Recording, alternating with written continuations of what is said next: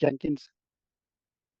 The panelists are Dr. Josie Jenkinson, myself, Dr. Annabelle Price, Mark Martle, and Professor Jonathan Hoffman.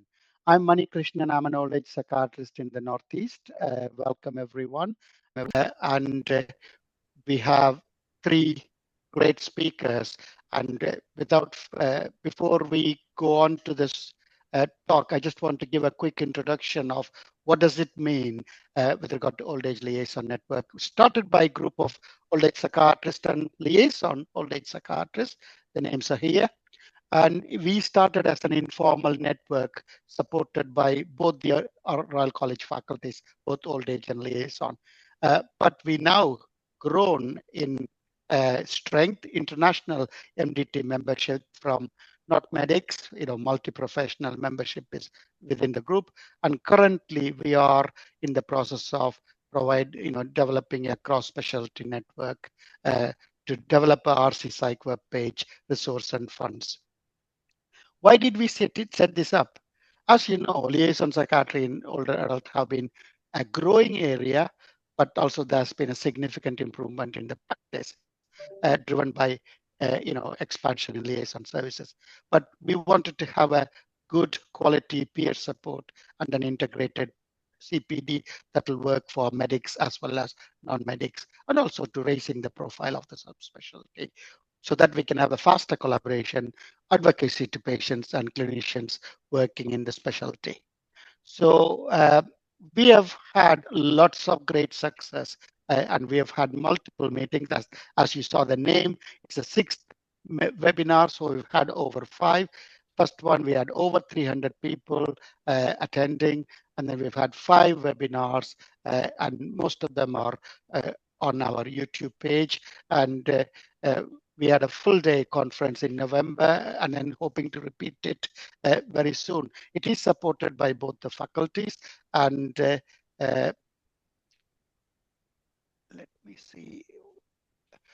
And let's not forget, I just want to say big thanks to the brainchild behind it is Dr. Josie Jenkinson, and she also, facilitates some of these Zoom conference as well as motivating us and enthusing us, and helped by Mark, Liz, and Annabelle, and everyone. So it's been a great network of a group of people. We also have a JISC mail. Again, if there are any problems joining the JISC mail, please email Josie. Towards the end of the presentations and panel, I would be grateful if you could give your feedback. That helps us to motivate us to do more for this. So without further ado, just going to go to the first speaker, Sarah Yardley. Dr. Yardley is an associate professor in palliative care medicine in Marie Curie Palliative Care and Research Department, University College London. Over to you, Sarah. Is that okay, Josie?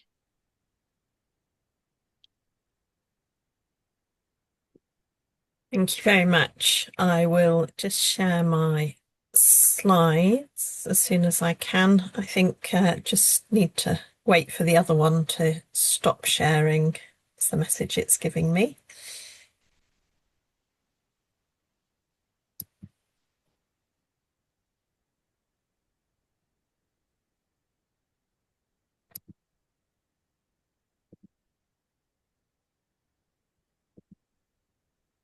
Okay, so hopefully this is going to share okay now.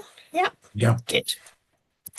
Well, thank you very much for being here. And as you just heard, my name's Sarah Yardley, and I'm really pleased to be able to share with you some of my research and also some of the work that I've been doing as a result of receiving a Churchill Fellowship, which I completed just over a year ago now. And in the context of both of those, I've been using the idea of rewilding healthcare as a metaphor. So for this presentation, I've called it Rewilding Acute Care, Applying Relational Thinking to Older People in Hospital, which hopefully will speak to and resonate with this audience sense. But essentially, the question I'm asking is, what would it look like to design acute hospital care so it meets the needs of everybody, but particularly older people with and without mental health conditions, not just technically, but experientially as well. And as I go through the presentation, I will be drawing on elements from both sort of more traditional research, but also my Churchill Fellowship report, which is available online. I've got some links at the end, and I'm sure that the team will be happy to share those with you as well. This just gives you an overview of the various places I went to visit. And again, in the discussion, I'm happy to talk more about specific examples as we think about linking the learning from this to acute hospital care.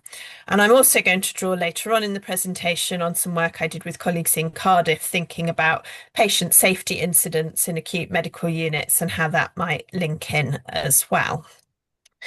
So I wanted to start very much with the patient experience, and this is a sort of social connection diagram, an ego network, to give it its technical name, that was drawn by a patient with me as part of one of my research projects. And I don't know what your thoughts are when you look at that. Intuitively, it looks like he at the centre has got quite a lot of support. He's received care from lots of different services. There are some people who are a bit more peripheral to that. And when you look at the lines he's drawn on it, this is his awareness of who speaks to who. You can see that maybe not everybody speaks to everybody else. And in some way, sometimes that gap might be significant. But generally speaking, there's quite a lot going on there. However, when you listen to his story, these are the words that come up most frequently: different, difficult, suffering, medication, hospital, neglect, psychosis, and pain, and so on. And to give you a little bit more flavour of that, this is part of his interview, which I will read out to you. 50 years ago, they never gave me a chance. Paranoid schizophrenia. I've learned to live with it. Never learned to read and write at school. I've been finding it very difficult medicating this and that, but I've managed to do it. But going into hospital, their body language, and as soon as I pick up on that, then my mental health kicks in. It took 3 hours to give me some morphine. I've always tried to do the right thing. I know I haven't done the right thing all the time, but we all make mistakes. We all make mistakes. Now it's cancer and I know my time is up. Because when you're 71 and you've been diagnosed with cancer, you realise that there's no future. I've never been drug-free. I mean drug-free from mental health drugs. What have I done so bad? That's what I can't understand. To me, when my mental health kicks in, they're punishing me. And when my pain is there and they're not giving me my medication and it takes them 3 hours, I'm just left there to lie in a bed in pain. And sadly, those of us who work in acute hospitals are perhaps saddened but not surprised by this story about somebody living with complex needs arising not just from their clinical diagnoses, but the experiences that those have led to in their life, and now reaching the end of their life, and how they are interacting with people in ways that perhaps they have partial insight but can't fully mitigate, and how the system response isn't serving their palliative care needs. So these are system problems because, of course, as I'm sure everybody knows, people experience care relationally, and the staff can be working hard. And interestingly, when I interviewed this man, I also happened to know the story from his community mental health team, his community palliative care team, and the acute medical unit. And everyone would have said, we're trying really hard to help him. But clearly it wasn't working. And that, I would argue, is because systems fragment relationship and relational working. It produces inequity, and often we end up in a scenario of part system efficiency, interpreted as speed, quite commonly, but not whole system effectiveness, not meeting needs, and people bounce around such a system. So the idea behind rewilding is redesigning systems instead to enable relationships. And acute care is a key place to start. And older people with or without complex mental health conditions are a population who can show us where the system fails most clearly, for a number of reasons. I said I was going to talk a little bit about evidence from acute medical units, and this is some research I was involved in a little while ago with colleagues that drew on national safety data. So what was at the time reported through the DATEX system of patient safety incidents. And we looked at what was happening when people were acutely well in hospital assessment units. And what you can see in the diagram is that harm isn't random. It clusters around predictable system failures. People don't know each other, they don't share understanding, and responsibility is diffused.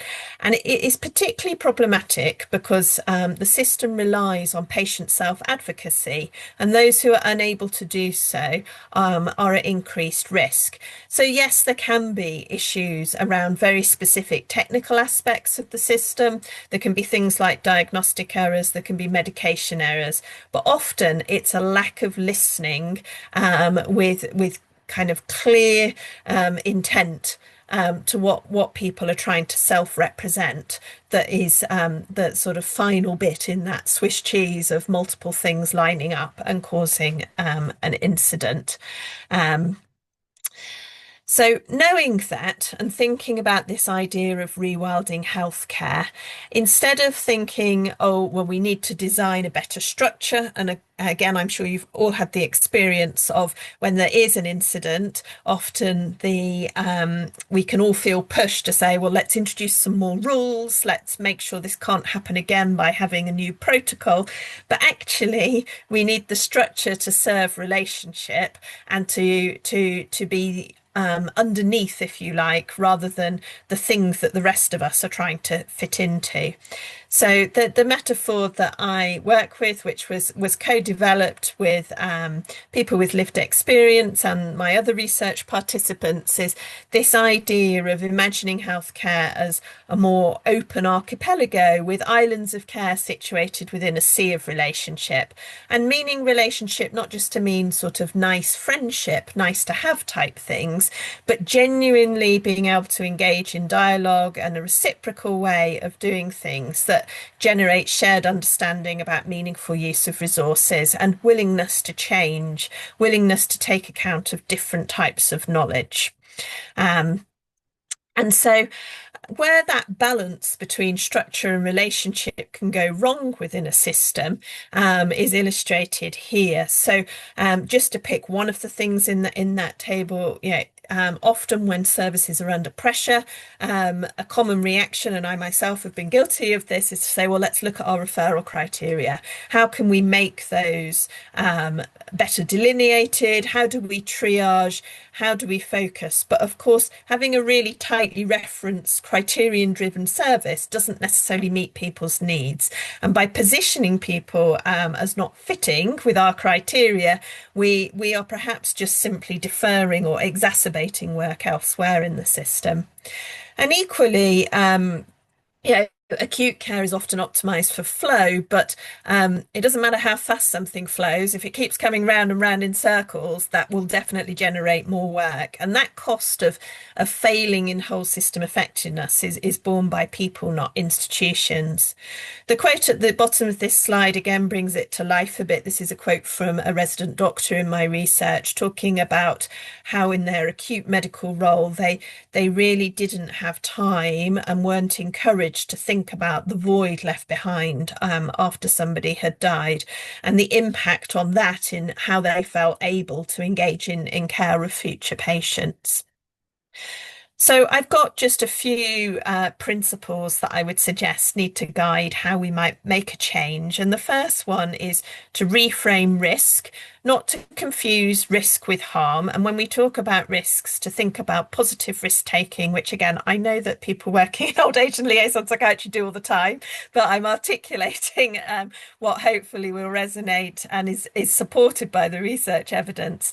And reassess use of time. Think of time more as additional distributed resource and something across the system rather than just in the moment. Think about the risk of benefit as well as the risk of harm. And when you talk to patients and carers about where things break down in the system, it's often relational things. And excuse the pun, which I'd just like to also say came from my co-productive partners, not myself, stormy seas and uncharted waters. The things that mean care breaks down are all relational, and instead we want to be building relational knots or making relational knots that hold on to tension by attending to these things and thinking differently about risk. We want to enable relationships. So a concept we developed from my research was the idea of collective social safety, which describes being safe with each other regardless of the situation. And that means that regardless of what the risks of the situation are, you are in a dialogue that is trusting of and respectful, so that people are inclusive and interdependent, sorry, not independent of each other. There's relational glue there. People know each other. And of course, not everybody can know everybody in a whole system, but I can know these 5 people who can know the next 5 people. And so you can build chains of relationship to create connections between people's care. And this enables that sense of collective social safety to allow people to make trade-offs between dignity of risk and duty of care. And in doing so, all those shared things in the middle of this diagram are really important, because often I think we can think we've developed shared language, but we don't necessarily know that everyone in the conversation, particularly working across specialties, has got shared meaning attached to that language that we're using. So taking that on one more, my third principle would be to make structures porous. So often this is about at more organizational level, allowing boundary crossing, creating governance systems that have pre-approval and permission for different workforces to cross organizational boundaries and still work legitimately in that care. And when in doing so, everybody able to more work together to say, how do we relieve distress? How can we achieve not just safe, but good? If we don't help, who will? And where do we work upstream to make those changes? And this means that you need the structures to be supporting such working, people to be rewarded in that kind of labour, rather than ticking off, we've met our criteria. To give you an example, this is from a different research project I did with colleagues looking at the practical elements of getting palliative medicines right, and specifically looking at carer roles and how they're conceptualized. And what we heard from carers was that there was great ambiguity in the labour they were expected to undertake, the division of labour in the system. Often they weren't asked about it, it wasn't transparent, it wasn't negotiated, they didn't feel they got full explanations of how things work, and they certainly didn't, they put in a lot of effort in terms of their own personal workarounds and contingency planning for when the prescription doesn't travel automatically from the GP to the pharmacy to be delivered to the patient, and the patient ends up in hospital and the hospital say, well, why have you not sorted this out? Contradictions as well in positioning and tensions in legitimacy. So people often drawn into accidental caring roles, and that not necessarily being acknowledged by professionals in the system. Often what I would call institutionalized suspicion. So people talked about how when the person they were supporting was at home, they were the catch-all community safety net. But if they got admitted to hospital, then suddenly they become the problem as the carer, and carer breakdown, carer didn't manage, carer not coping, all this language which we've all heard around our hospital wards. And also, I think, and this was real learning for me as a clinician as well as a researcher, just what sort of support they were looking for in micro decisions. In palliative care, we often say, have these painkillers. You can take them as and when they're needed, or if you're a carer, they can have it as often as they need it. Every hour is fine. And the carers are saying, but what does needed mean? How bad should it be? What happens if this? And so, although we thought we were being great at explaining things, we weren't actually addressing their concerns. So in terms of improving practice in that project, I won't spend a long time on this, but if you're interested, you can look at the slides first. But it really all boils down to treating everybody as integral members of the team. And that takes us straight back to the idea of relationship. And so what my plea would be is that when we're going about our work, whether it's the direct clinical care or in a managerial or leadership role, not to ask when to use relationship and when to use structural solutions, but at every decision point ask to how can we be more relational, and to challenge our organisations to think relationally and to develop ways for financially rewarding their workforce for doing so, rather than focusing on transactional prediction of certainty of outcomes. We want to know that relationships are creating good, of course we do, but we don't necessarily need to specify to the nth degree exactly what good is in every single situation. Rewilding healthcare is not about creating a wilderness, it's about creating space for relationship by redesigning structures to provide the tools needed to navigate the archipelago, adapting to changing conditions, and addressing that pattern that actually when relationship and relationality is low, systems become unsafe because people can't self-advocate or advocate for each other. And instead we want collective social safety to be the mechanism of care. There's a few things that you are welcome to look at if you would like to see more. The beautiful diagrams were created by a colleague I worked with rather than me, an artist, Olivia, and we've put together a sort of 4 sides of A4 comic that encapsulates a lot of the research. The main project I've shared with you today. In the top right of this slide is a Microsoft form link that if you're interested in doing more around palliative care and complex mental health conditions, including severe mental illness, do fill that out and get in touch with me. We also produced a carer podcast about some of their experiences, which you and the people you support might be interested in. And bottom right is the link to my full Churchill support. In the slide set, report, in the slide set, there's a couple of other additional slides with information about the places I visited on the fellowship and the common drivers for relational change, which I'm not going to talk to, but I'm very happy for people to have access to afterwards. Thank you. I will stop sharing, but would love to continue the conversation. Thank you so much, Sarah. That's been a fairly comprehensive, and then I've learned the new word and the meaning of rewilding. So that's fantastic. Thank you so much. I think with the shortage of time, with the further ado, we'll go to Dr. Gilli Erez, who's a consultant in palliative care medicine, Northwick Park Hospital in London, and also a honorary senior lecturer, Wolfson Palliative Care Centre Research. Over to you, Gilli. On mute. Hi, can you see my screen? Yes, we can see your screen and the slides. Yeah. Lovely. So hello, everyone. Good afternoon. My name is Gilli Erez, and actually I'm a consultant in palliative medicine at Luton and Dunstable Hospital. Northwick Park is an old affiliation. But what I want to present today is actually work that I've done with Annabelle, who you know, and Professor Jonathan Hoffman, who's just joined us from the Wolfson Palliative Care Research Centre, and Sophie Klukas from there as well.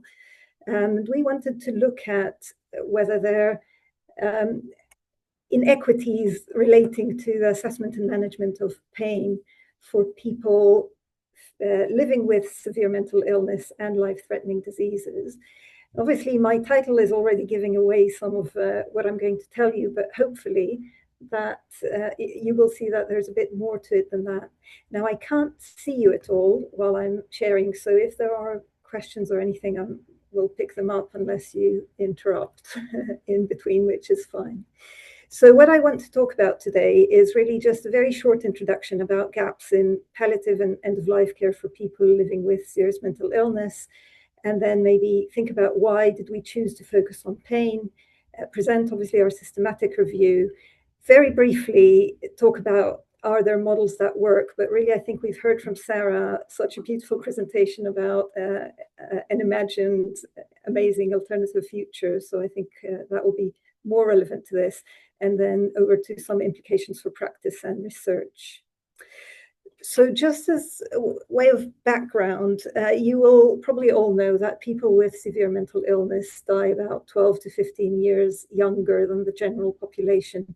And this is mostly due to natural causes, heart disease, cancer, and probably has a lot to do with health inequalities in terms of timeliness of diagnosis, intensity of treatments, and so forth. And these inequalities have been known and widely demonstrated for a long time.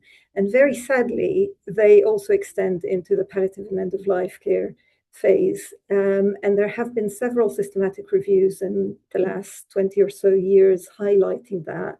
One of the more recent and definitely a UK-focused one is the Menlock study that showed some of the things that Sarah was also talking about, but some other themes in terms of these inequities definitely exist, and they relate to the structure of the system, to the context in which we work, that is not relational at all, but also to how our people interact with us, so patients interact with us, and to professionalism, issues of training and education that have to do with how, again, systems are set up. So we wanted to know if people living with severe mental illness are disadvantaged generally in palliative and end-of-life care, are they also disadvantaged in relation to pain assessment and management? And why did we want to focus on pain? Obviously, pain is a very common symptom. We know that it happens in probably about 90% of people with cancer, but is also very, very prevalent in the 70s or 80s for people with frailty, COPD, heart failure, end-stage renal disease, and so forth. It is a very disturbing symptom, and actually the relief from pain is regarded a human right. And we know that if we're able to relieve pain, the benefit is not only for the patient, but also for people around them in terms of their quality of life and their experience of care. And we also know that if we manage symptoms well, people can live longer. And actually with pain, we have really good analgesics, especially opiates, that can manage pain for most people very effectively. And the prescribing of opiates has actually been accepted as a quality marker for end-of-life care. But again, sadly, we know that the prescribing of opiates is not equitable across society. And I think it will not surprise you to know that these disparities cut across different realms. So older people receive less analgesia, people with non-cancer diagnosis receive less analgesia. Around the world, we know that the provision of analgesia is very far from equitable. And Jonathan Hoffman and the team recently also showed that we know that there are disparities in relation to ethnicity, but now we have shown that in England, people from minority ethnic groups definitely receive fewer opioid prescriptions in the last 3 months of life. So what we wanted to know is whether there are disparities in assessing or managing pain for people with severe mental illness living with life-threatening diseases, but not only whether these disparities exist, because we suspected they would do, we also wanted to try and understand why they might exist. So to this end, we designed a mixed method systematic review, and we meant to be very permissive in the studies that we included. So we really wanted to include any publication from any journal, any healthcare setting, any research methodology, any outcome measure, as long as they had to do fundamentally with what we were asking. So people with severe mental illness, and within that we included schizophrenia, schizoaffective disorder, bipolar disorder, severe depression, and borderline personality disorder. And then also living with any life-threatening disease, not necessarily a progressive life-limiting disease, but anything that's life-threatening, and they're experiencing physical pain. The only thing we didn't want is to look at hypothetical scenarios. So we wanted real-life experiences of people and how they've been captured in the literature. So we did a search across 5 databases, and with search terms that we had pre-agreed, which retrieved almost 3,000 records, but obviously most of them were excluded quite easily on the basis of title and abstract. But we did look more closely at 33, of which only 5 really met our inclusion criteria. But alongside the database search, we also manually searched papers, important papers, and also did a citation search and a reference list search, which yielded 3 more papers that were relevant but actually couldn't be caught in the database search. So we ended up with 8 studies that we could include in our review. Of these, 3 were quantitative studies, as you can see, from 3 different countries, Taiwan, Canada, and the USA, slightly different times, but they were all population-based retrospective studies that started at the point of death and looked back to see whether people with and without schizophrenia, and they focused on schizophrenia, received similar pain management at the end of life. We did a critical appraisal of all the studies that we included, but we also weighted their evidence in terms of their relevance to the question that we were asking. And the only study of the 8 that actually asked this specific question, are there inequities in relation to pain management, was the study by Lin. So obviously the weight of evidence for this study was higher. But across these 3 quantitative studies, what we found was that people with schizophrenia are less likely to receive opioids, and that when they do, the doses they receive are lower. So going from the Lin, because the outcomes here were slightly different, but going from the Lin paper, we're talking about if about 88% of the general population would have received analgesia in the last 3 months of life, people who had severe mental illness, only 74% of them would have received analgesia. And when they did, their average daily doses were about 2/3 of the average daily dose for the general population. So that was really sad to discover. But then we looked at the qualitative studies to try and understand why might these disparities be present.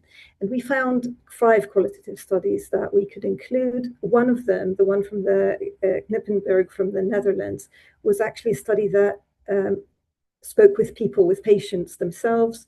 There were 12 patients there who were interviewed, and they were talked to about various things in relation to end of life and living with severe mental illness and a life-threatening disease. But some of it was relating to symptoms and pain.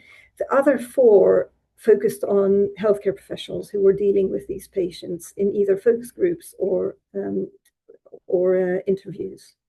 And what we found from all these studies when we did a thematic analysis and a synthesis of the data from there is that there are different factors that contribute to why there are differences in how we assess and manage pain for these patients. So some of these differences relate to patients. So there are things about how they communicate pain, how they engage with healthcare in general, comorbidities, and specifically if there's substance misuse, that really complicates the picture for professionals.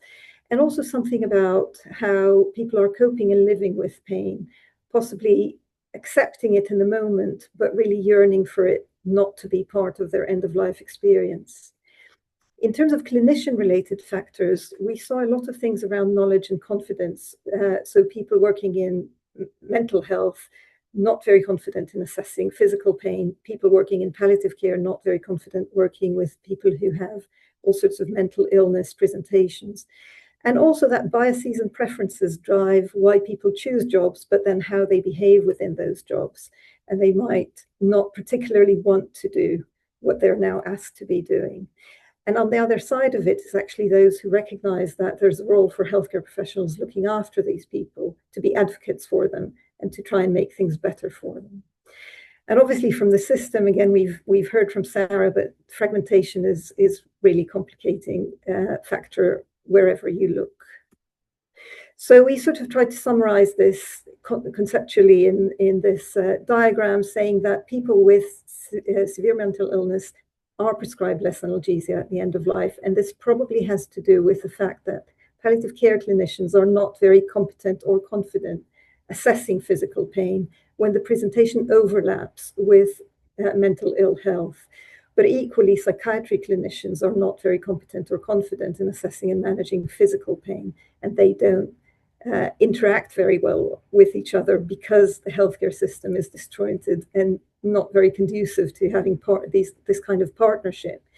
And then they're faced with patients who might express their pain a little bit differently to others and generally demand less medical attention. And this is all complicated by the fact that often they will need advocacy in order to access effective pain management and healthcare in general. And also that if there is the coexistence of substance misuse, they might actually even need more analgesia than others. And then there was the issue that in some jurisdictions, and this came from our Australian studies, clinicians also expressed real concerns about legal consequences of using opiates for pain within mental health settings. So in conclusion, in terms of what we found, really the main thing was not that people are prescribed less analgesia. That didn't surprise us so much, but the volume of research was really so low. We only found 8 publications. Their quality was variable, and of these, there was really only one that was designed for this purpose. And within these 8 studies, patient's voice was only heard by 12 people included in one study. So that was quite shocking to discover that this was not of interest to researchers and possibly clinicians so far. But in terms of the content, yes, people with schizophrenia, at least, the only group that we have information about, are prescribed less analgesia at the end of life. And it may be related to how they communicate their distress, but there is definitely a yearning from them to be pain-free at the end of life. Their access to healthcare is limited, and how clinicians behave is not always helpful. In terms of strengths and limitations of our systematic review, we were the first to ask this question, so I think this is a strength. Overall, the number of clinical records that were included, mainly in the quantitative studies, is quite large, and 72 interviews, of which 12 were with patients, and obviously the mixed methods design that allowed us to look at why things might be happening. But there were limitations, for example, the fact that our electronic search missed papers, and that's probably related to the fact that the theme of pain was only mentioned in passing in the paper, so it wouldn't have made it to the abstract. That there were only people with schizophrenia or one paper with schizoaffective disorder only.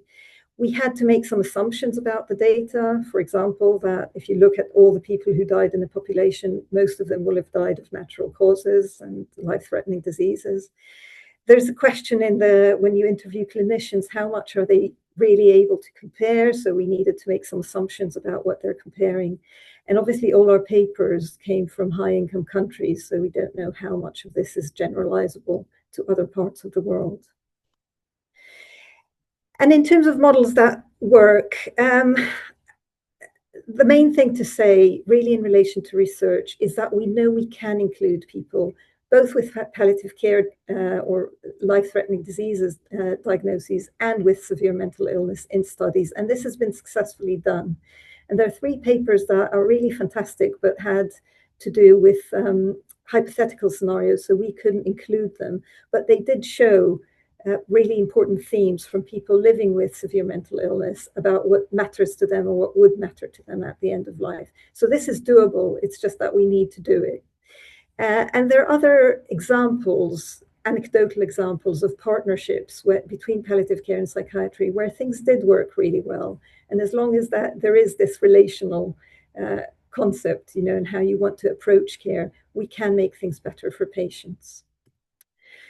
So to implications, what can we do with this and with what we found? Obviously for clinicians, we need to be very proactive in our inquiry about pain. And we know this, but I think we need to be even more proactive when we have somebody with severe mental illness in front of us, and be very aware of diagnostic overshadowing and not attributing behaviors or symptoms that are being expressed to the mental illness diagnosis.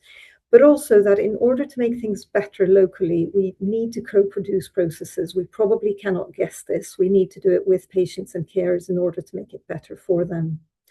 And from systems, we've again heard from Sarah, we need to have structures that enable collaboration and relational medicine, so to speak. There are questions around whether there's a role for subspecialist palliative care psychiatry. And what I can say from personal experience about that is that I supervised a psychiatry trainee who came for an elective with palliative care, and the impact of that on our service, on our skills, on his skills, and hopefully what he took back to his own teams later on was incredible. And I think it wasn't a difficult thing to do, and it was very powerful. So I hope there will be more of these kinds of relationships going on. And for researchers, obviously, we need to understand these inequities much better. We have so little data so far. So one thing we thought about was running a population-based observational study to see whether this is indeed what happens, that we prescribe less analgesia for people with severe mental illness. But also we need to co-design research projects to try and overcome these issues and then maybe demonstrate how this can be done. And then going back to where I started, we know that there are so many factors that affect inequities that we must consider intersectionality when we do any research. And that's about it. So thank you for listening. And I think I'll stop sharing. We can go back to questions, I think, later. Thank you, Gilli. Yes, questions will be at the end of the session, and excellent talk again. And, you mentioned only schizophrenia. Again, as an old age liaison, some of our older adults with cognitive impairment, especially in hospital, do get very little analgesia unless it's pushed by, again, you couldn't give a PRN medication for them who are cognitively impaired. So thank you for the excellent talk. Without further ado, we've got our last but not the least speakers, Dr. Lucy Beishon, Clinical Research Fellow in Geriatric Medicine, University of Leicester. Welcome, Lucy. Over to you. Hi, great. Thank you for having me here. I'm just sharing the slides. Can you see those okay? Yeah. Oh, great. So thanks ever so much for having me to talk about end-of-life care. I have said this is in mental health settings, but I think there are some implications from some of the data and things I'm going to show for liaison psychiatrists, as often these patients do end up being transferred over, and I've got some discussion about that as well, and then a case that at the end, hopefully, which will be of interest to everybody. So to start with, my interest is really in the overlap between physical and mental health problems. So I'm a geriatrician, but my interest is in providing the reverse liaison service into mental health settings and addressing some of the inequity in physical health provision to particularly older people with severe mental health problems. I mean, as we all know, that there is significant overlap between physical health and mental health. Some of this data on here is probably a little bit on the old side now, but I quite like the illustration from the figure that nearly 50% of people with a mental health problem have also a long-term physical health condition, and actually it's usually multiple of those. And again, it's probably no surprise to everybody about the premature mortality gap in adults with severe mental illness, and that gap is actually growing despite us having known about it for some time. Interestingly, this data only goes up to 74 years of age, and I assume that's because they don't think that you die prematurely over the age of 74. But I have got some data that extends that now into older people to show you as well. So older people have very different physical health challenges to younger people, so they tend to experience greater levels of frailty, very high levels of polypharmacy, and that can be both mental and physical health polypharmacy, which is particularly challenging in this group. Often quite significant physical and cognitive impairments and high levels of social needs and isolation. I will caveat this by saying that often in people with severe mental illness, we see a lot of these things occurring at a much younger age. So our traditional cutoff of 65 sometimes isn't appropriate for this population, and actually perhaps sometimes some of our geriatric approaches may be suitable for younger patients as well. But the goal and focus of care does tend to shift more towards quality of life and more of a focus on advanced care planning and looking at what's important to the patient, rather than perhaps a lot of that cardiovascular disease prevention that we might be looking at in much younger people with significant physical health comorbidities and severe mental illness. I think this has been touched upon already, but mental and physical health systems are currently extremely siloed. So they're provided by, in most situations, separate hospital trusts with distinct IT management systems. They're commissioned and funded separately. And in my experience, the sharing of information between organisations is extremely difficult and poor. And often you can't see the notes from patients that are transferred from mental health trusts and vice versa. I think the liaison psychiatrists often have access to that, but often the physical health teams don't. And similarly, when patients are transferred back to mental health trusts, they're relying on the discharge summary, which we all know the quality of that can be very variable. So these leads to a number of challenges, with patients often being transferred back and forward between the trusts for their care, particularly if they want a physical health opinion, and they want their person to be seen in person rather than just telephone advice. And this significantly disrupts the continuity of the mental health care being provided, particularly if they're needing that high-level inpatient secondary mental health care. And from some of the qualitative data I'm going to show you, there's a lack of sort of skills and experience with providing palliative care, particularly in sort of inpatient mental health units, and that's extremely challenging to do that in those situations. So I have got some data to share with you. So this is a big data study from data from NHS England. So we combined the mental health services data sets, that's all older people over 65 receiving secondary mental health care. And this is between 2021 and 2023. And we combined it with data from the acute physical health trust. So these are patients that will have been admitted to an acute trust that have received some kind of secondary mental health care prior to their acute hospital trust admission. And then we link that to outcome data to look at what happens to these patients. This is a small sample of this data set, but it's still around 500,000 people, so it's quite a large sample. And what we found is extremely high levels of comorbidity in these patients. So compared to people who don't receive secondary mental health care, every single physical health comorbidity across the board was higher, except for cancer. And they also had higher levels of frailty. This is measured by something called the Hospital Frailty Risk Score, which uses ICD-10 codes to basically give you a calculation on how your risk of becoming frail. And what we saw was in the people who'd had a mental health contact with secondary mental health services had much higher levels of frailty. Mortality was also higher. So even in the over 65s, there's still a mortality gap, which is probably not surprising to people on the call. But the mental health comorbidities, interestingly, we didn't see a particular predictor. And I was surprised actually that dementia didn't particularly come out there. But within the physical health conditions that we looked at, if you have a secondary mental health contact and you have cancer, liver disease, pressure ulcer or intracranial injury, your risk of dying if you're admitted to an acute physical health trust is much higher. So these particular physical health conditions seem to be linked to higher rates of mortality in this group. And it was quite a big difference, I thought. So in secondary mental health patients, you've got a 1 in 10 chance if you're admitted to the acute trust, if you're over 65 in our sample of dying in that admission. So these are some experiences. We also undertook a qualitative interview. The main focus of this qualitative study was looking at experiences of physical health provision in secondary mental health settings, but that could be community or inpatients.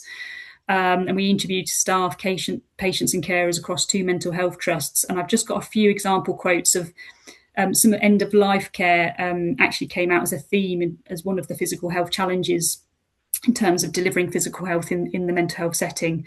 So this is a carer saying that their biggest battle they felt with the multidisciplinary team was that they had several meetings, but they found that there was a lack of acceptance that the patient was dying, and this focus on trying to cure him all the time. And I think they felt that just even having that battle to accept and move over to palliative care was quite challenging. And this is a geriatrician talking about the experience of actually providing palliative care in a secondary mental health care situation and how challenging that was. I think particularly from the nursing side, I think there's a lot of anxiety and lack of confidence in being able to deliver it. And actually that whether it was so stressful that we should transfer the patient, even though perhaps that wasn't the ideal or the best thing for that patient to move them around at the end of their life. And this is a psychiatry resident doctor talking about advanced care planning and whether actually if we thought about that earlier in the patient's journey rather than leaving it for later and allowing problems to escalate, it might actually help with the reduction in transferring patients to the acute trust. But and I'm happy to take any questions at the end with the panel discussion.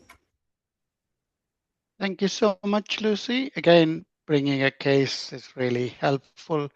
And I'm sure we all have seen similar scenarios where that multimorbidity, and then you start to become, is it physical, is it psychiatric? Especially currently, I've got a patient gone through 3 courses of ECT, and you start to begin to think, is it ECT or is it failing frailty? Yeah, thank you. I think now we've had 3 excellent talks. I'm just going to bring all our panel members into the fold, and we've got some good questions coming up on there as well. So welcome to Josie, Annabelle, Mark, Hi, everyone. and Jonathan. Yeah.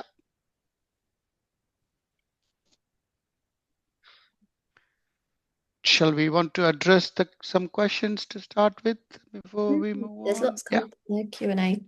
Yeah. So the first one was for Sarah. To what extent do you think barriers to relational working result from the separation of care into acute trust and mental health trust, and how do you think we can address that separation? I think everybody has touched upon that. So yeah, Sarah. Yeah. So, I mean, absolutely. And I guess how we can address it is something that you could answer on multiple levels. One of the healthcare systems that I visited on my Child Fellowship had taken the radical approach and redesigned their entire healthcare system for Anchorage, and so said, you know, we're rebuilding the buildings. We are going to work from what 20 years ago were probably a little bit like our ideas in England around integrated neighbourhood teams are at the moment, and then scaled that up. So basically done the maths and said, we'll have a unit of 4 professionals who provide the equivalent of primary care, and then we work out what we need per multiple units of those, so 6 units of 4 then serve a larger population, and then we attach palliative care and mental health care to those, and we have generic spaces that are suitable to meet needs, and it really creates a shared clinical space. I mean, that is obviously A, radical, and B, I personally find it very hard to see where I am now in the system and how I might be able to make change to get there. If you're in a high up decision making place, then I'd be delighted to talk to you more about it. But I think also, you know, at the other end of the scale, how can we make a difference? The thing I was talking about pre-approvals, permissions, governance, actually, whilst it's not particularly exciting work, setting up things so that every mental health trust has official governance agreements with a palliative care team to be able to go in and out of that space makes a big difference. Addressing staff fear and of the unfamiliar, which is true of all of us, and Gilli mentioned about you know, having psychiatry resident doctors coming working in palliative care teams. That is something that I've been involved in too, and it's really positive. And I think equally, you know, because of the research I do, I've learned so much where I'm there as the researcher observing people working with mental health expertise, but that's really improved my confidence and ability to at least ask the right questions to be able to have the right conversation when you're trying to speak to each other. So and everything in between. But I think certainly some kind of sorting out the structures so that cross-organizational working is easier is a big thing that actually pretty much wherever you are in the system you could add your voice and a bit of effort to, and if we all do it, hopefully that will help things begin to change. Thank you. And again, I know radical change can be tricky, but the other bit, as Lucy mentioned, you know, she used the term, she did some liaison into mental health. I think that's probably something we may be able to aim to achieve, because we have with core, core 24, we've got a clear, consistent liaison into acute hospital from mental health. We do not have the vice versa in physical health, physical health colleagues attending our mental health inpatient unit, which is a big miss. It happens in certain places, and which is good, but not everywhere. So thank you. Any other things you've looked at, Josie? That there was another question. This is a generic one. Yeah. That was a really good question about the clinical case raises a distinction between dying with mental illness, where we can accept the inevitable and do our best to manage distress, whatever cause, and dying of mental illness, e.g. through not eating, which is not allowed. And do we recognise enough that mental disorders have fatal outcomes in later life? I think this is an excellent question, and I don't think we're very good at this. It's easier to do well, I think, in the liaison setting where we've got immediate access to medical colleagues, geriatrics, the full MDT, and you can have quite rapid discussions in quick sequence and share decision making around this and bring your expertise as psychiatrists. I think it's a lot harder to do this in the community. It'd be good to hear others' thoughts on this as well. I think Lucy has got hands up. Yeah, what I didn't mention when I was saying about the case was the first thing that happened actually when I got to the mental health. The psychiatrist pulled me in for a conversation beforehand and said she can't die of depression, she can't die, which I think is touching on that comment there, and looked quite stressed and panicked about it. And obviously the other thing you've got to think about is if patients are on a section that it's likely to go to the coroner as well, and you've got to obviously explain your decision making and judgment and things like that, and will your physical health colleagues stand there and back you up, because obviously as the consultant in charge of their care, you're the one that's going to get a lot of the questions. So I said to her, very much this particular case I felt it was actually the physical health, multimorbidity and the frailty that she was actually dying of, because the reason we couldn't do the ECT was because of her very significant heart failure. I personally didn't think we were going to optimise that. And then based on the family discussion, it was very much in her best interest not to. But I definitely felt that sense of quite, acute concern that distinction between she must be dying of a physical health cause and not a mental health cause. And also making that decision about palliative care from a physical health cause is very, very difficult if you don't necessarily know the prognosis attached to that level of frailty, multimorbidity, or that physical health condition. That's something that came up in my interviews was quite a lot was, I'm happy with advanced care planning if it from around mental health conditions, if I feel that that's approaching end of life, but I don't necessarily feel confident doing that from a physical health perspective. And that's where we would like people to come in and consult and give us that prognosis and explain that, and particularly to explain that to the family as well, because again, it's hard for you to necessarily have that family conversation. But yeah, that was a really interesting thing and something that was very unexpected for me before I went in and had that conversation. And that's where I think that aspect of relational working, where you go in and you sort of say, no, actually, this is what I think and why I think it. And also that I'm willing to stand up and support you and back you if there's a problem here. And I will take that risk and responsibility from the physical health side as well. Thank you. Annabelle? Thank you. I've been sort of reflecting on this question quite a lot over the last couple of years. One of the reasons is that I represent the Royal College of Psychiatrists on the assisted dying working group.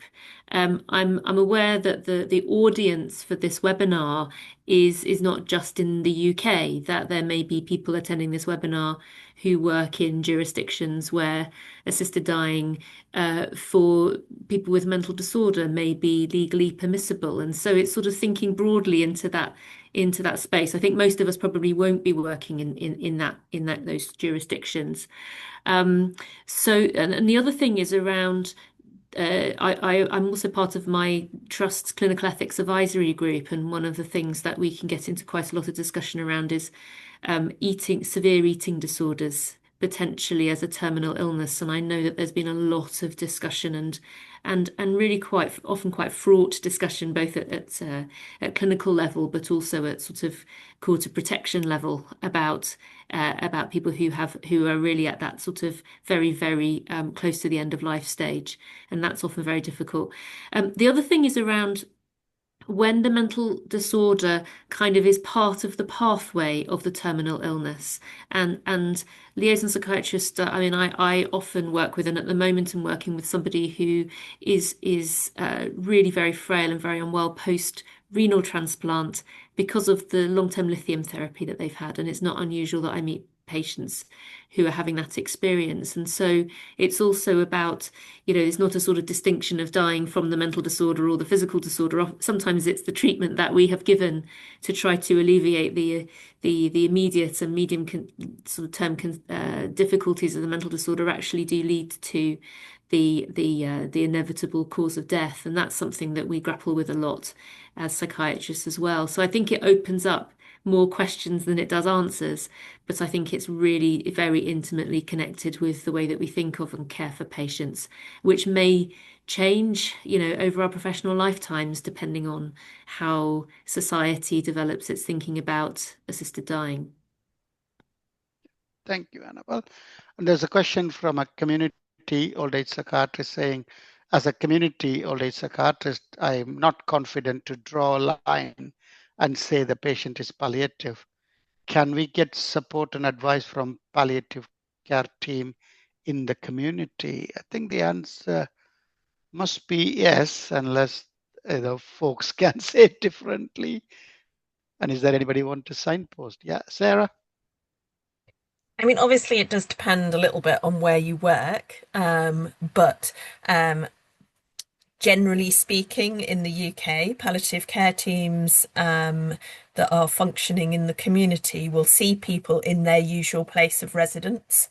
It becomes difficult if their usual place of residence by default is under section long term in a mental health hospital, for example. But if that person is in supported living, their own accommodation, care homes, and so on, then the standard would be that a community palliative care team would go into those places.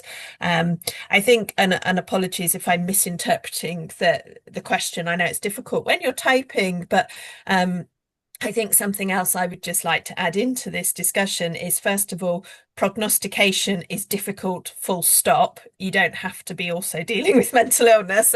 In palliative care, we really try and stay as far away from getting into prognostication as possible and focusing on the palliative care being concurrent to any potentially beneficial disease modifying treatment. So we wouldn't want to frame it as an either or thing and saying we're now stopping everything else or not thinking about anything else and moving to palliative care, but we would want it to see it as being concurrent.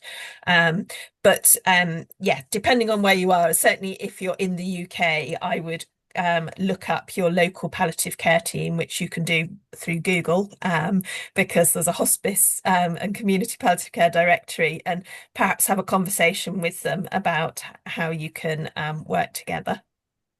Thank you so much.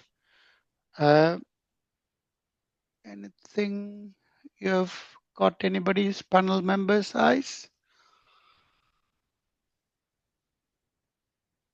Oh, there's one.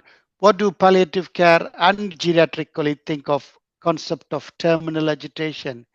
Is it a mental disorder? Do you think it's just delirium in the context of someone who is actively dying, or is it something different?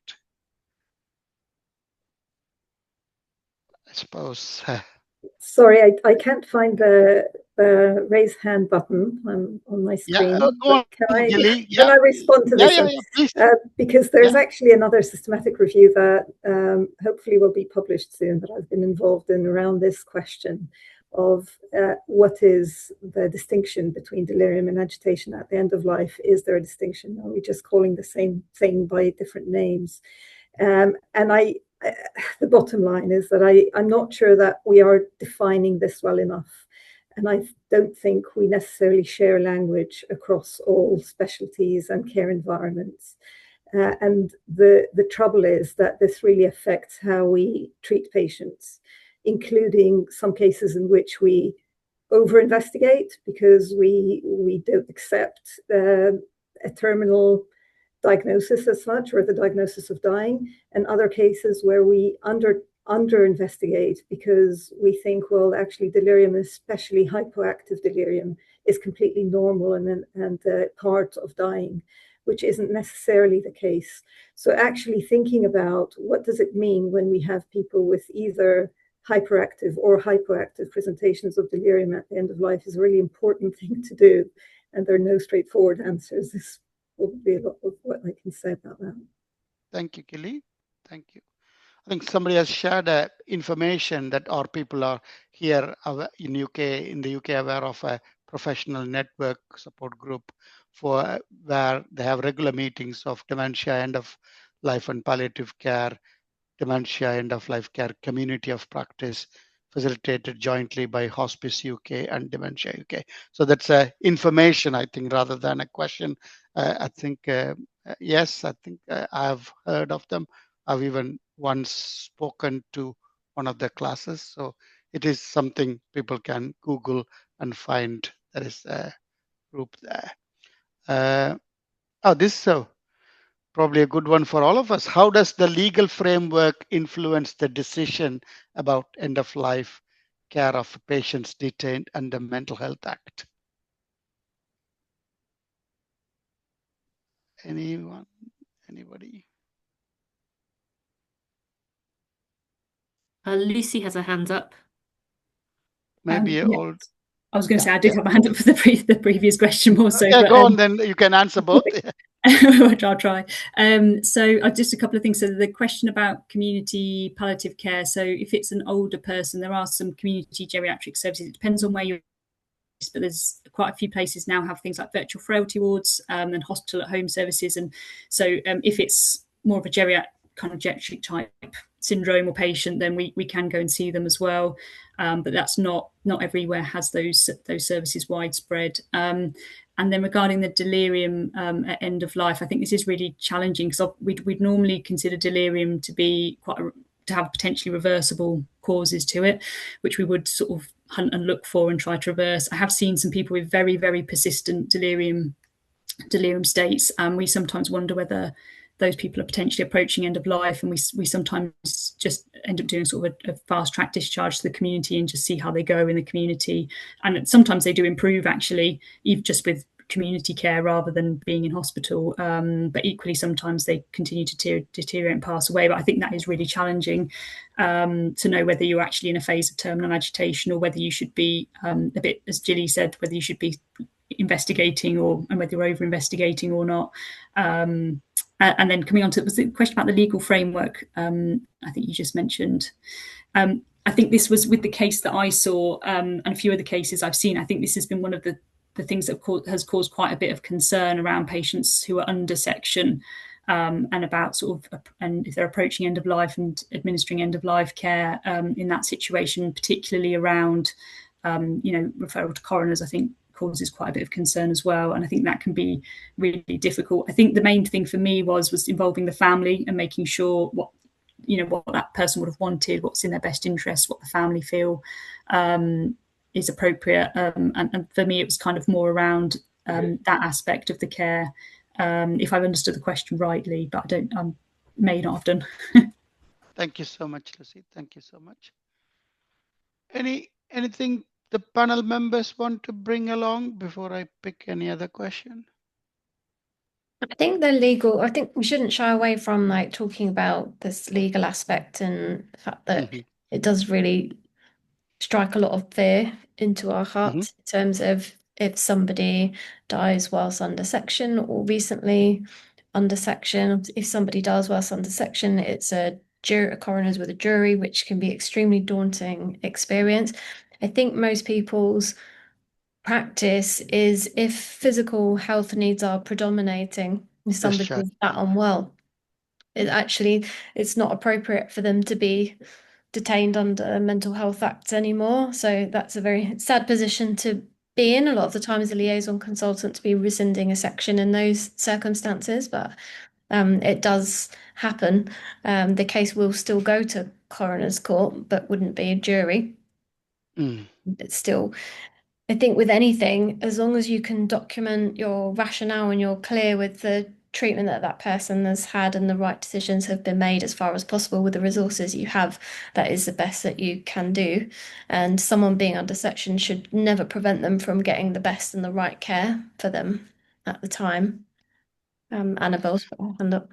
I was just going to add that I think one of the benefits of having a liaison psychiatry service involved, if the person is in an acute ward, is that actually you can do, daily or more than daily review and consider whether it's still appropriate for that person to need to be detained under the Mental Health Act. Because if somebody is very close to the end of life potentially in those last days, it's easier.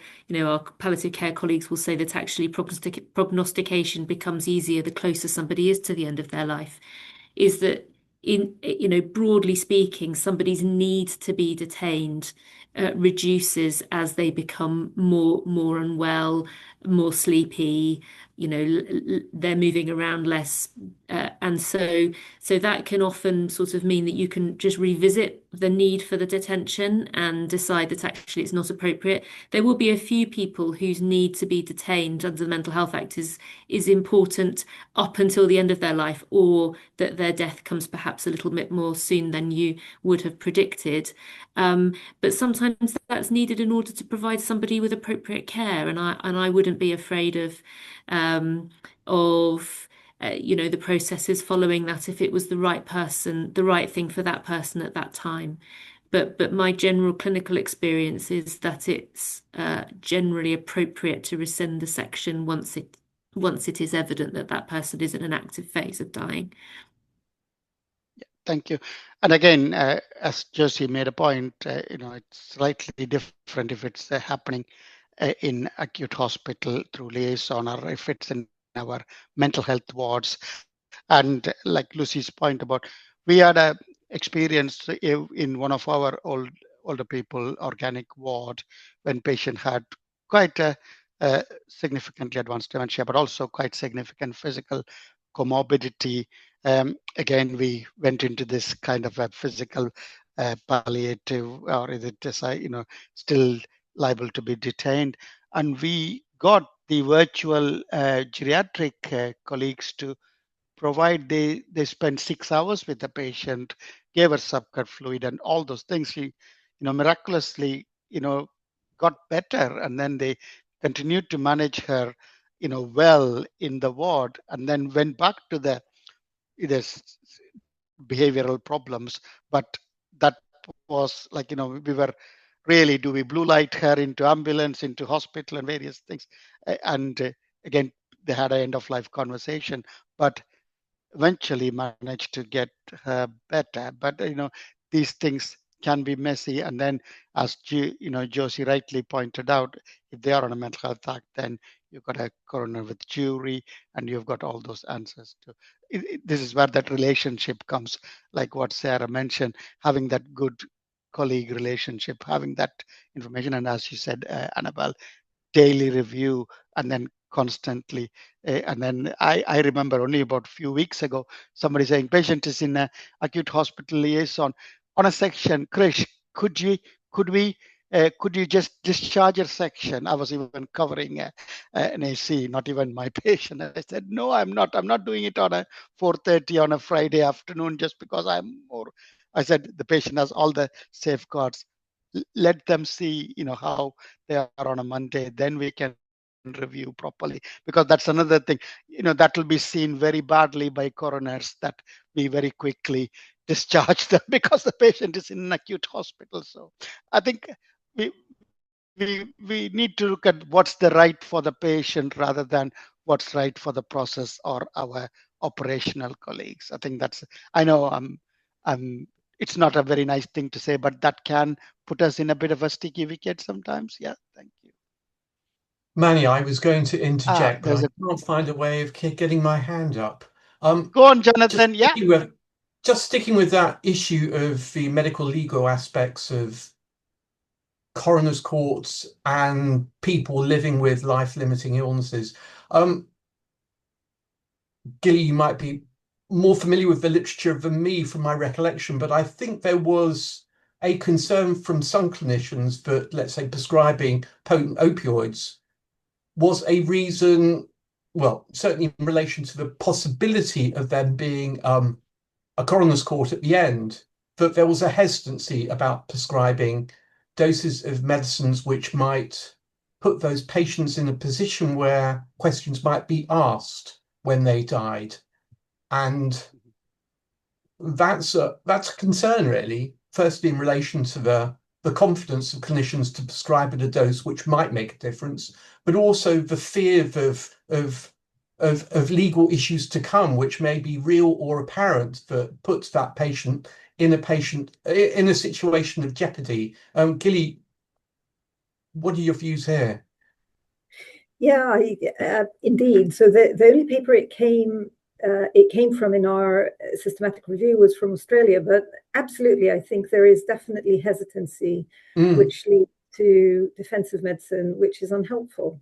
But there is, going back to what I think Annabelle said, if you can justify how you make decisions and why you make decisions, if you consult appropriately when you're in doubt and you find the right people to help you make these decisions, then I think we definitely shouldn't be withholding analgesia or any other appropriate treatments from people just because of that fear for ourselves. That isn't what we're here for as clinicians, isn't it? Very, very true, Jonathan. Thank you. That is really important. Then it goes back to the thing of what is right for patient. And there was a question about, do we continue mental health medicine for patients in the end of life situation? Again, we couldn't give a blanket thing of don't give or give. Again, I have seen patients, they might be in a slightly longer palliative journey rather than dying within a days, rather than could be weeks. And sometimes some of those antidepressants, some of those even anti-dementia drugs sometimes can reduce agitation. So it may be you need to carefully work at, unless there is a swallowing issue. Liz? Yeah, I think that's a really good point you just made, Manny. And we're quite cautious in our service about stopping those drugs near the end of life, because the last thing we want to do is precipitate the delirium by stopping a cholinesterase inhibitor.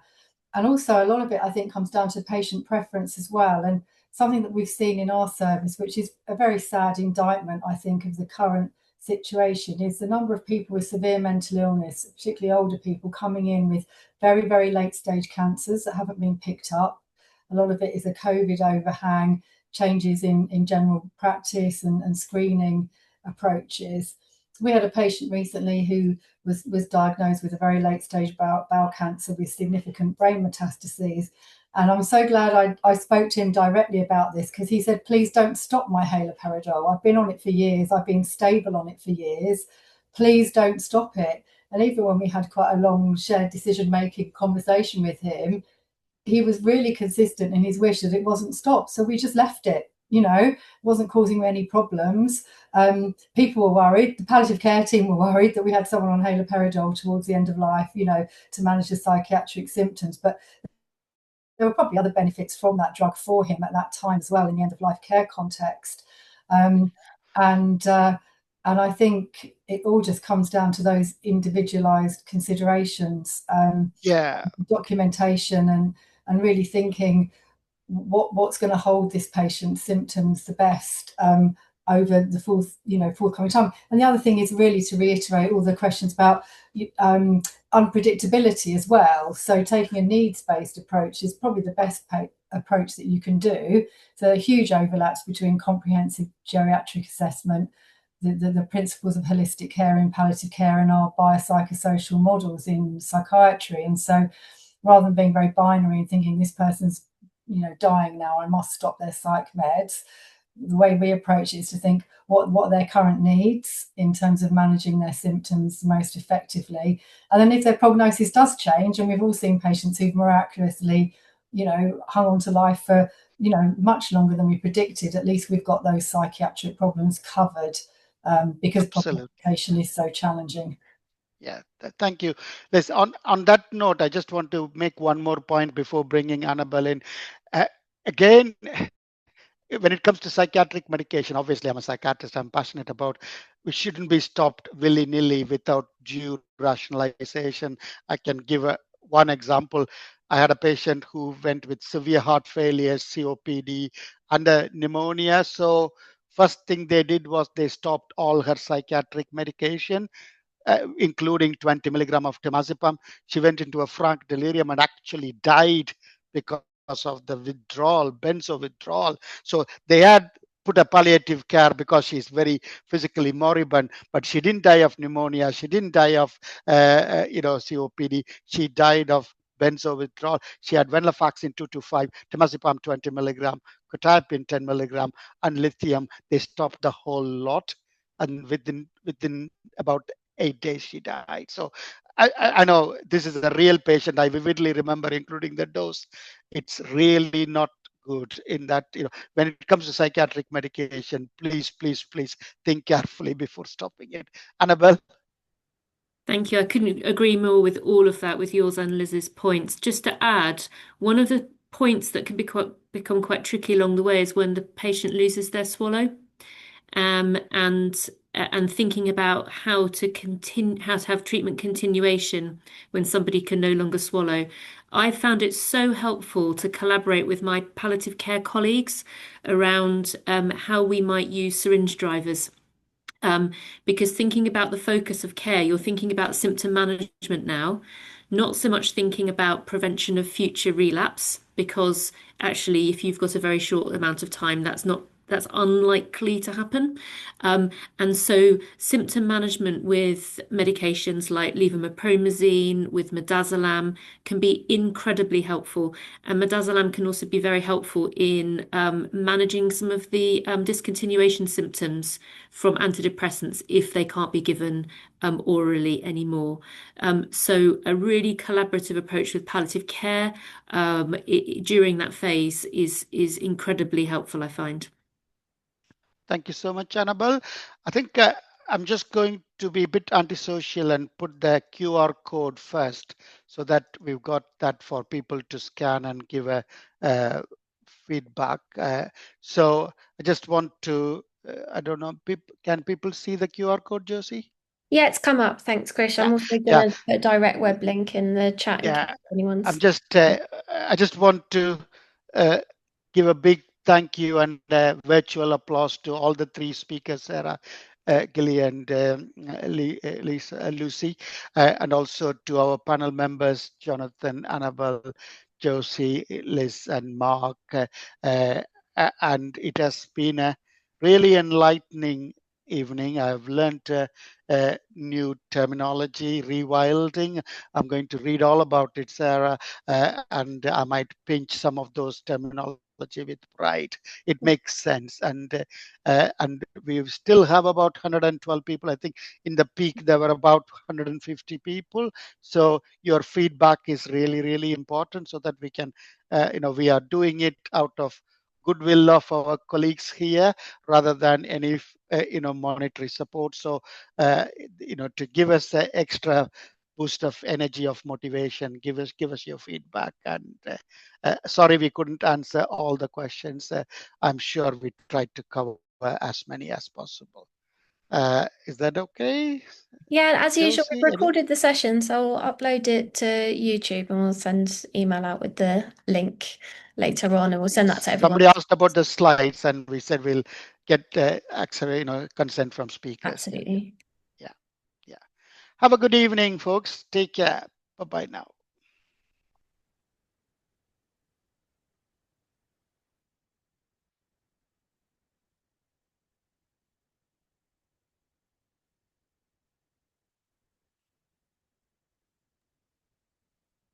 Should we press the stop record button, or are we still going?